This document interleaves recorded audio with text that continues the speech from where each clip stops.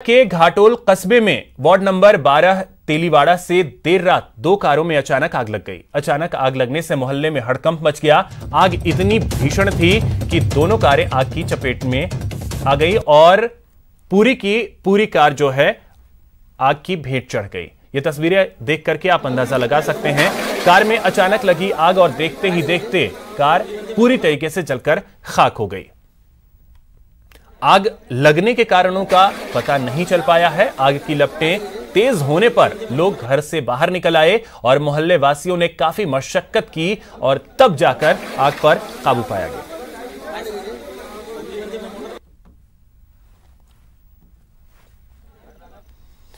जैसलमेर के फलसूंड से एक बड़ी खबर है, जहां पर बोलेरो ने बाइक को टक्कर मार दी है। 3 बाइक सवार युवकों की मौत हो गई है। यह बड़ी खबर आपको बता दें, जैसलमेर के फलसूंड से है, जहां पर बोलेरो ने बाइक को टक्कर मार दी है और इस हादसे में 3 बाइक सवार की मौत हो गई है। बोलेरो चालक मौके से फरार हो गया है। तो यह बड़ी खबर जैसलमेर से, जहां पर एक सड़क हादसे में 3 युवकों की मौत हो गई है। फलसूंड से यह खबर है, जहां पर एक बोलेरो ने एक बाइक को टक्कर मारी, जिसमें बाइक सवार 3 युवकों की मौत हो गई है, जिसके बाद बोलेरो चालक जो है वो वहां से फरार हो गया है।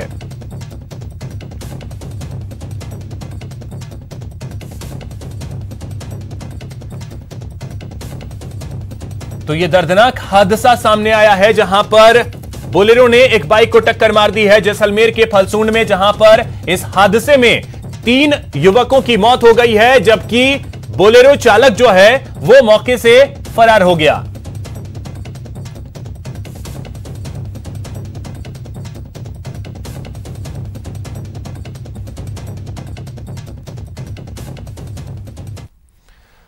बात जालौर की करते हैं, जहां पर बारिश का दौर जारी है। जिले में जमकर बारिश हो रही है। जालौर में नदी नाले उफान पर हैं।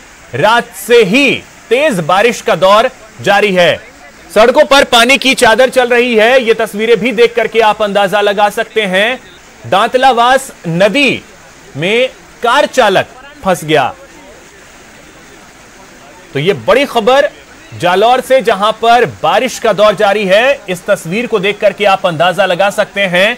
ये कार जो है वो दांतलावास नदी में फंसी है। पानी के इस रफ्तार को देख करके आप अंदाजा लगा सकते हैं कि कितनी तेज बारिश हुई है और उसके बाद नदी नाले जो हैं वो उफान पर हैं। जालौर से ये तस्वीरें सामने हैं आपके, और दांतलावास नदी में ये कार फंसी है, लाल रंग की कार। ये आप तस्वीरों के जरिए देख सकते हैं।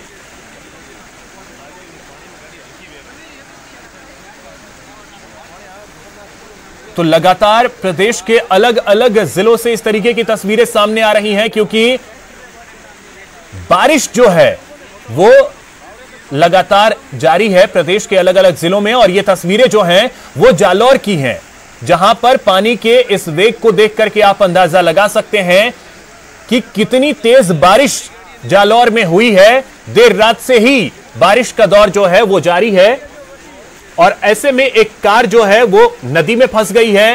ये तस्वीरें आप देख सकते हैं। हरिपाल हमारे सहयोगी अधिक जानकारी के साथ जुड़ गए हैं। हरिपाल, क्या जानकारी है? अभी भी क्या बारिश का दौर जारी ही है?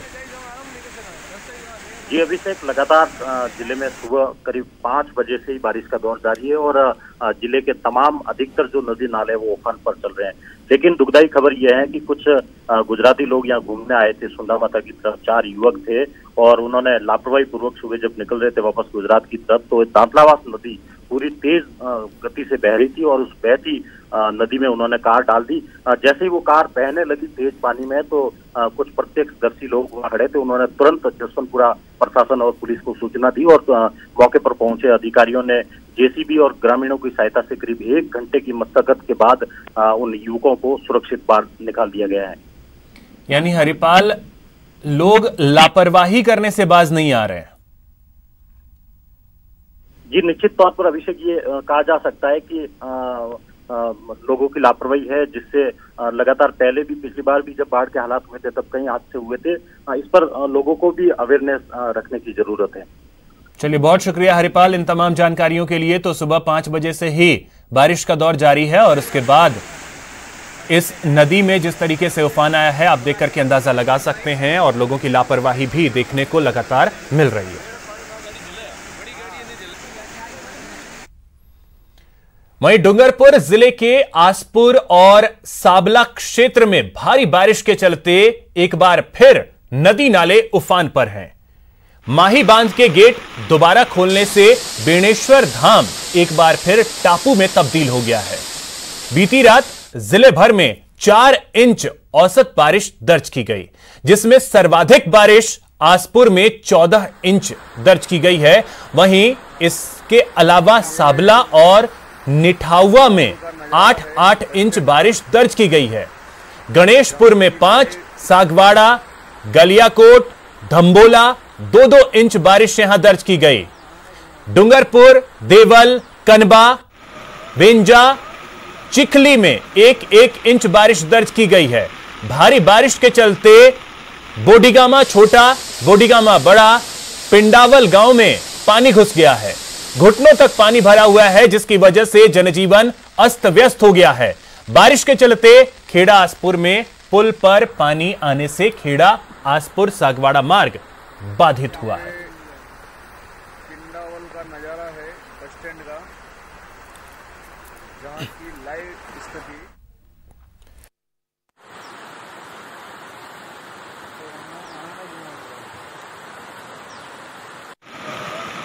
जयेश हमारे सहयोगी अधिक जानकारी के साथ जुड़ गए हैं। जयेश, इस वक्त क्या स्थिति है डूंगरपुर की? क्या बारिश का दौर अभी भी चल रहा है? जी, मैं बताना चाहूंगा, डूंगरपुर में करीब 4 दिन के अंतराल के बाद कल से मानसून का दौर एक बार फिर शुरू हो गया है। बीती रात आसपुर और साबला क्षेत्र में भारी बारिश हुई है, जिससे वहां पर कुछ गांवों में पानी भर गया है और कई सड़कें भी बाधित हो गई हैं। फिलहाल बारिश का दौर अभी भी जारी है। इस बार डूंगरपुर जिले में भी, डूंगरपुर ब्लॉक जो है, जहाँ पर अब तक कम बारिश हुई है, यहाँ पर आज अच्छी बारिश हो रही है और कई जगह से जो कच्चे मकान हैं उनके ढहने के भी समाचार आ रहे हैं। जी, मौसम विभाग ने क्या कहा है जयेश, क्योंकि बेहद अहम है, मानसून अब आखिरी चरण में है, तो ऐसे में क्या स्थिति आगे रहने वाली है? जी बिल्कुल, मौसम विभाग ने डूंगरपुर में आज भारी बारिश की चेतावनी दे रखी है और प्रशासन भी पूरी तरीके से अलर्ट है। जहाँ जहाँ भारी बारिश या जहाँ डूब क्षेत्र जो है वहां पर एनडीआरएफ की टीमें तैनात की हुई हैं। इसके अलावा जहाँ से भी जो सड़क पानी आने के या जो बाधित होने के मार्ग जो बातें आ रही है, वहां पर पुलिस जाब्ता और एनडीआरएफ की टीमें और अन्य सहायता भेजी जा रही है। चलिए, बहुत शुक्रिया जयेश आपका इन तमाम जानकारियों के लिए। उधर झालावाड़ में भी बारिश का दौर जारी है। सीमावर्ती मध्य प्रदेश में भी बारिश से जिले की नदियां उफान पर हैं। काली सिंध, आहू समेत कई नदियों में बाढ़ जैसे हालात बने हुए हैं। काली सिंध डैम के 6 गेट खोलकर 69,000 क्यूसेक पानी की निकासी की जा रही है।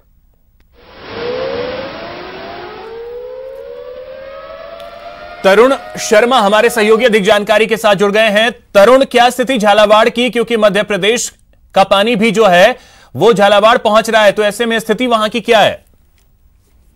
जी बिल्कुल सही कह रहे हैं आप। मध्य प्रदेश में पिछले 2 दिनों से लगातार भारी बारिश का दौर जारी है और झालावाड़ जिले में आने वाली नदियां अधिकांशतः मध्य प्रदेश से ही होकर आती हैं, जिनमें काली सिंध, आहू, परवन समेत कई छोटी बड़ी ऐसी नदियां हैं जिनके जल स्तर में कल से काफी तेजी से वृद्धि हुई है। इसी के चलते काली सिंध नदी में भी काफी उफान है और इसी के चलते काली सिंध डैम के भी 6 गेट खोलकर लगभग 69,000 लीटर जो 69,000 क्यूसेक पानी की जो निकासी की जा रही है। साथ ही जो कई छोटे बड़े जो मार्ग हैं जिले के, जिनकी पुलियां हैं, रपट है, निचली हैं, वहां पर भी आवागमन बाधित हुआ है। तो साथ ही जो पुलिस है और जो गोताखोरों की टीमें हैं, एसडीआरएफ है, उन्हें भी अलर्ट पर रखा गया है। इस सारे मामले में प्रशासन पूरी तरह से निगाह बनाए हुए हैं जिले की स्थिति पर। लेकिन अभी सवेरे बारिश का जो दौर है वो कुछ थमा है, जिससे लोगों ने राहत की सांस ली है। लेकिन पूरा सावन सूखा बीता है, आधा भाद्रव माह भी सूखा बीता है, उसके बाद जो अब बारिश का दौर जो शुरू हुआ है तो इससे किसानों को खासी राहत जरूर महसूस हुई है। चलिए, बहुत शुक्रिया तरुण इन तमाम जानकारियों के लिए।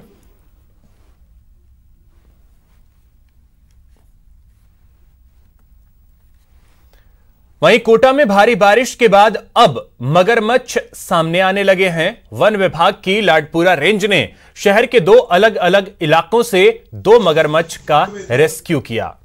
रविवार सुबह 12 रोड स्थित 11 मुखी हनुमान मंदिर परिसर में 4 फीट लंबा मगरमच्छ पकड़ा गया। वहीं दूसरा 6 फीट लंबा मगरमच्छ शहर के 80 फीट रोड स्थित अटवाल नगर के नाले में मिला।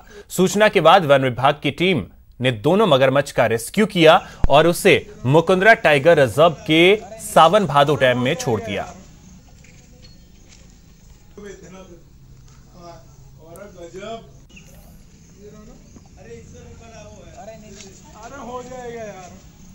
मंदिर परिसर ये जो 12 रोड पर स्थित है 11 मुखी हनुमान जी, यहाँ मंदिर परिसर में एक 4 फीट का मगरमच्छ घुसने की सूचना थी। इस सूचना पर नगर निगम रेस्क्यू टीम और फॉरेस्ट से जो रेस्क्यू टीम है वीरेंद्र सिंह जी आड़ा, ये इन्होंने मौके पर आकर उक्त जो मगरमच्छ है 4 फीट का बच्चा है उसे जीवित और सुरक्षित रेस्क्यू किया है। चलिए, इस वक्त सीधे आपको लिए चलते हैं राजधानी जयपुर, जहां पर कांग्रेस सेवा दल का कार्यक्रम चल रहा है। नई शिक्षा नीति को लेकर कार्यक्रम का आयोजन हो रहा है। गोविंद सिंह डोटासरा हम माननीय मुख्यमंत्री जी को जल्द ही उसको सौंपेंगे और कैबिनेट में चर्चा करके हमारे यहाँ पर ट्रांसफर पॉलिसी जल्दी लागू होगी टीचर्स के लिए। मैं समझता हूँ इस दिशा में हमारी सरकार इनसे पहले से बढ़ रही है। हमने ये लिखा था कि प्री प्राइमरी को मजबूत करने की आवश्यकता है, लेकिन अफसोस है कि केंद्र की सरकार ने आंगनबाड़ियों को प्री प्राइमरी माना, लेकिन उसके लिए किसी तरीके का बजट का प्रावधान उन्होंने नहीं किया। जब तक यूपीए सरकार थी, चाहे शिक्षा हो चाहे अन्य योजनाएं हो, रमसा समसा के माध्यम से जो पैसा केंद्र से आता है पीएमबी में, उसमें 90 और 10 का रेशियो था। 90% केंद्र सरकार देती थी, 10% हमारी स्टेट्स देते थे। मोदी जी ने आने के बाद में वो जो रेशियो है उसको 60 और 40 कर दिया। हमारी भौगोलिक परिस्थितियां ऐसी हैं कि 40 इतना स्कूल है, 65,000 स्कूलें होना, इतने लंबा क्षेत्रफल, दूर दूर में जैसलमेर बाड़मेर की तरफ जाओ तो 25-25 किलोमीटर में स्कूलों में बच्चों को जाना पड़ता है। तो मैं समझता हूं उसके लिए किसी तरीके की कोई बजटरी प्रावधान इन्होंने नहीं किया। किसी भी नीति को लागू करने के लिए उसके साथ में उसके बजट की व्यवस्था की जाती है, उसका प्लान किया जाता है, लेकिन ये एक ऐसी शिक्षा नीति है जिसके साथ में किसी तरह का बजट का कोई प्रावधान केंद्र की सरकार ने नहीं किया। केवल अपना brand, Modi brand, RSS brand शिक्षा नीति बनाने की दिशा में ये लोग चले हैं। मैं समझता हूं आने वाला समय इनको माफ करने वाला नहीं है। जो चीज हमारी सरकार थी, पहले अशोक गहलोत जी मुख्यमंत्री थे, उस वक्त आरोप लगते थे लोगों की तरफ। कांग्रेस में मची हलचल के बाद अब शांति का माहौल है। अब कांग्रेस के नए प्रभारी अजय माकन इस प्रक्रिया को आगे बढ़ाने के लिए मरुधरा आने वाले हैं। माकन आज जयपुर दौरे पर आएंगे। माकन उस कमेटी के भी सदस्य हैं जिसे हाईकमान ने प्रदेश कांग्रेस की शिकायत दूर करने के लिए बनाया है। माना यह जा रहा है कि माकन यहां संगठन के सदस्यों के साथ ही विधायकों से भी मुलाकात करेंगे और फिर इसकी रिपोर्ट हाईकमान को देंगे। माकन का यह दौरा 2 सितंबर तक चलेगा।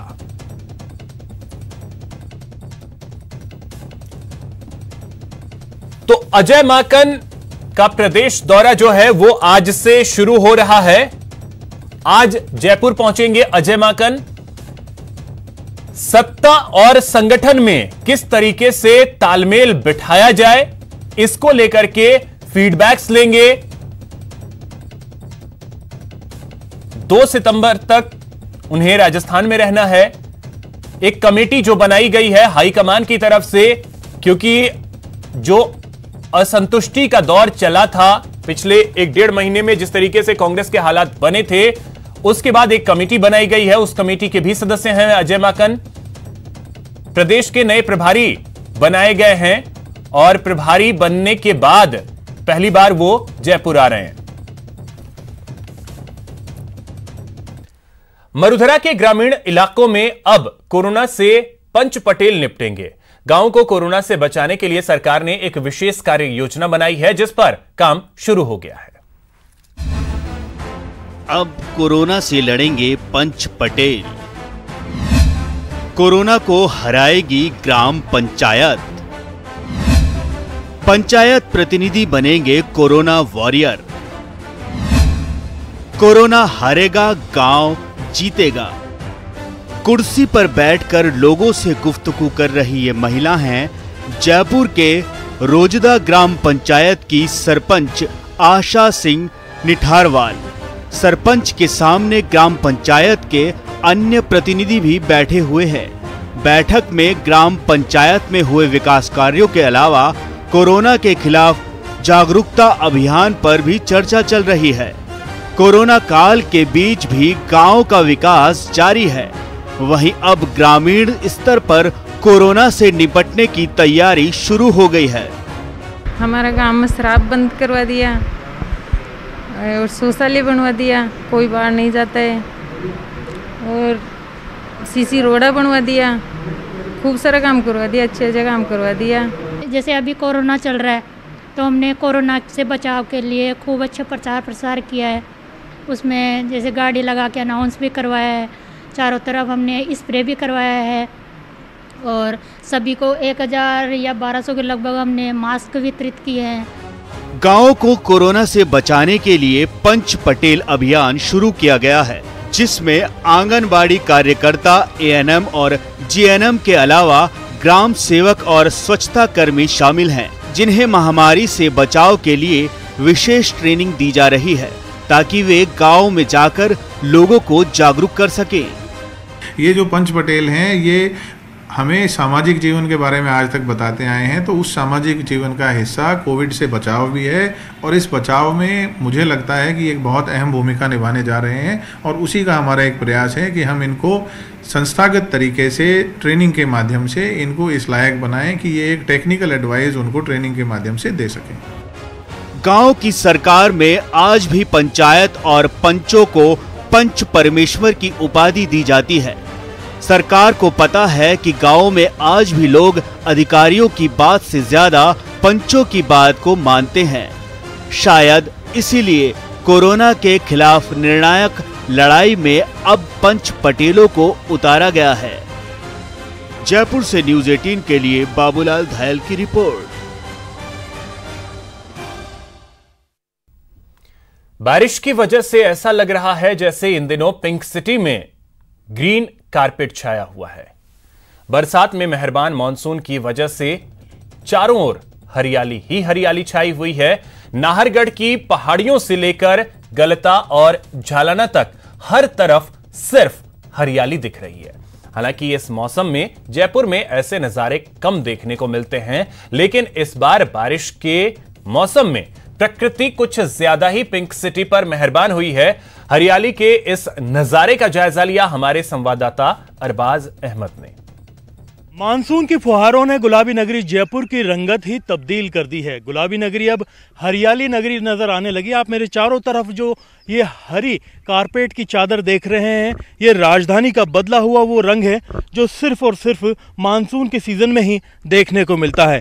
चारों तरफ से ये जो राजधानी है वो किसी रेगिस्तानी सूबे की कैपिटल के बजाय ऐसा लगता है कि जैसे कश्मीर के अंदर हम आ गए हों, और चारों तरफ हरियाली, खूबसूरत नज़ारे, साफ सुथरा माहौल, और ये तमाम जो चीज़ें देखने को मिलती हैं सिर्फ राजधानी जयपुर में बरसात के मौसम में ही ये नज़ारा देखने को मिलता है, जहाँ चारों तरफ जितनी भी जो अरावली की पहाड़ियाँ हैं वो पूरी तरह से हरी भरी हो जाती है, क्योंकि बहुत कम बरसात में ही यहाँ पर हरे भरे हो जाने वाले पौधे देखने को मिलते हैं, जिनमें खेर से लेकर के और दूसरे ऐसे जो धोंक के पौधे हैं वो ज़्यादा तादाद में मौजूद होते हैं। यहाँ की पहाड़ियों में हरियाली का आलम यह है कि हर तरफ सिर्फ और सिर्फ हरा ही और खूबसूरत रंग नज़र आ रहा है। ऐसे मौसम में पिकनिक का दौर बढ़ जाता है।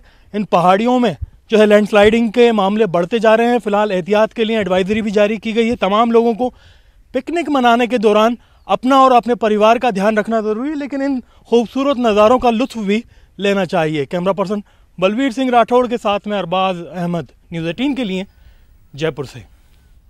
तो फिलहाल इस बुलेटिन में इतना ही। नमस्कार।